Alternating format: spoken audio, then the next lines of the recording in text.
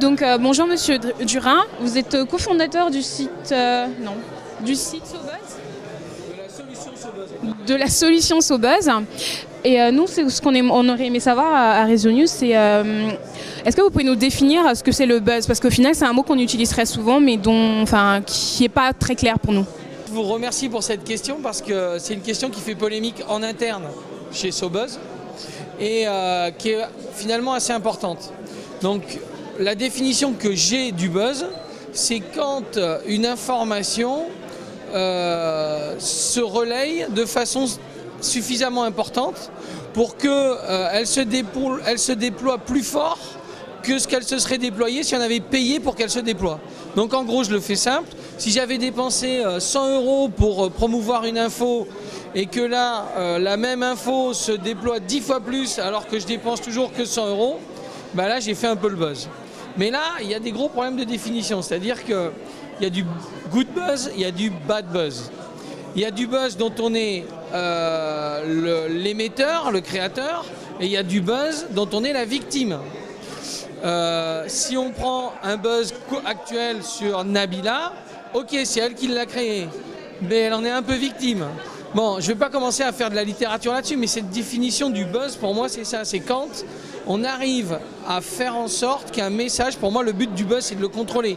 Quand on ne le contrôle pas, il vaut mieux qu'il soit bon, déjà, parce que s'il est mauvais, c'est très grave. Mais nous, en tout cas, chez SoBuzz, notre boulot, c'est d'essayer, parce qu'on ne peut pas garantir de résultats, hein.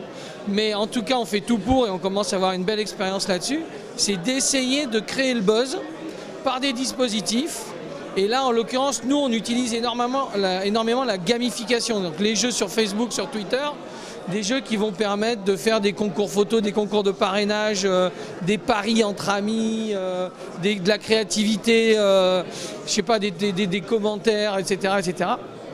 Et en fait, on essaye d'exploiter ces processus de jeu ou de défis, comme on fait là sur le Web2Connect, pour que les gens relayent un message au-delà de ce qu'ils auraient relayé normalement. Voilà. Est-ce qu'on peut faire du buzz avec tout et n'importe quoi? Est-ce qu'on peut faire du buzz avec tout et n'importe quoi? Alors là, je dirais que chacun voit midi à sa porte, hein.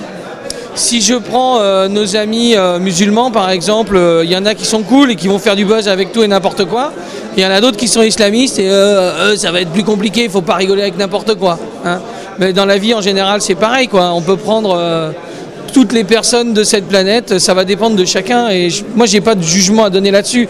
Après, si on parle d'entreprise, si on parle de business, le buzz, il doit s'appuyer sur, à mon avis, 2 éléments fondamentaux. Le premier élément, c'est il faut qu'il soit au service de la marque. Parce que si je veux faire du buzz pour SoBuzz, il faut qu'on parle de SoBuzz et pas d'autre chose. Et il faut qu'il soit aussi dans les valeurs que je partage. Il faut qu'il soit dans les valeurs que partagent mes clients.